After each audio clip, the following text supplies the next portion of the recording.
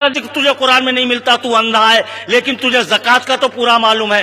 کس دن تو نے قوم کو یہ بتایا کہ زکوٰۃ مدرسوں میں مت دو، طالب علموں کو مت دو، یہ زکوٰۃ غلط طریقے سے دے رہے ہو۔ زکوٰۃ تو حقیقت یہ ہے کہ پہلے فقیر کا حق ہے، پھر مسکین کا حق ہے، پھر غلاموں کا حق ہے، نوکروں کا حق ہے، جو جیل میں بند ہیں ان کا حق ہے، پھر اس کے بعد جو اس کام کو کرے، جو زکوٰۃ لے کر، یہ قرآن کہہ رہا ہے، حسن میاں نہیں کہہ رہے، پوچھو ان سے، قرآن میں واضح آیت ہے۔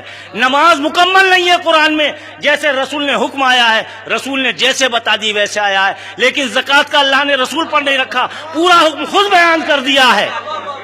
7 قسمیں ہیں، اس میں کہیں نہ مدرسے کا ذکر ہے نہ مولوی کا ذکر ہے، پوری زکوٰۃ ڈکار گیا۔ اب جب اس نے حرام کھانا شروع کر دیا تو یہ تعزیہ داری حرام ہی کہے گا، اب زکوٰۃ کھانا چھوڑ دے تجھے تعزیہ داری جائز دکھائی دینے لگے گی۔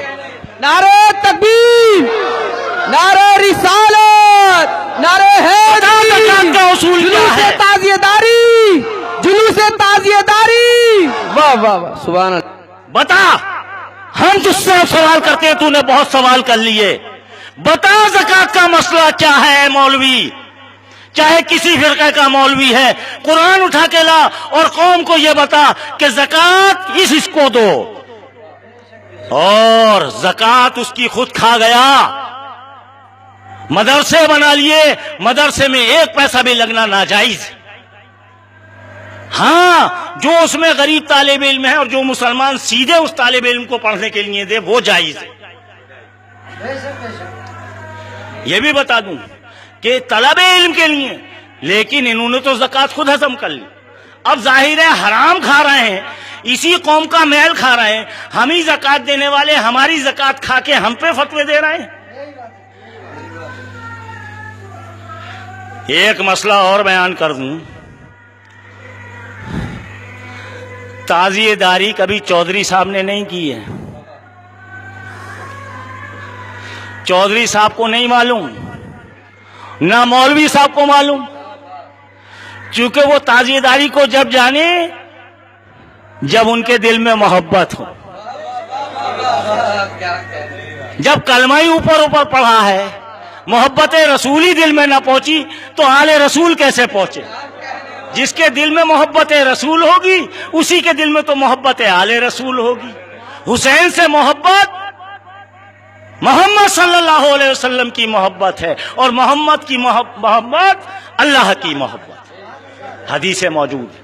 ہم اس کی بحث نہیں کر رہے، یہ تم بھی جانتے ہو اور ہم بھی جانتے ہیں حرام کون کر رہا ہے، حرام کون کھا رہا ہے۔ اب تعزیہ دار تو غریب کرتا، زکوٰۃ بھی دینے کی کوشش کرے، زکوٰۃ نہیں دے پاتا ہے غریب تو صدقہ اور خیرات خوب کرتا ہے، مولانا کو بھی دے رہا ہے، میاں جی کو بھی دے رہا ہے۔ پھر یہ غریب اس آقا کے دربار میں جس کی یہ پوری کائنات ہے، جس کے صدقے میں کائنات پیدا ہوئی، کس کے صدقے میں پیدا ہوئی؟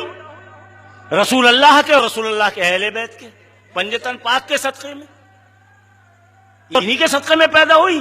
اگر یہ غریب اپنی جیب سے پیسہ خرچ کر رہا ہے تعزیہ داری میں یا نظر و نیاز میں، اپنا پیسہ، اگر مانگ بھی رہا ہے تو اپنے بھائی سے ہی مانگ رہا ہے جو تعزیہ دار ہے، بات سمجھ میں آئی؟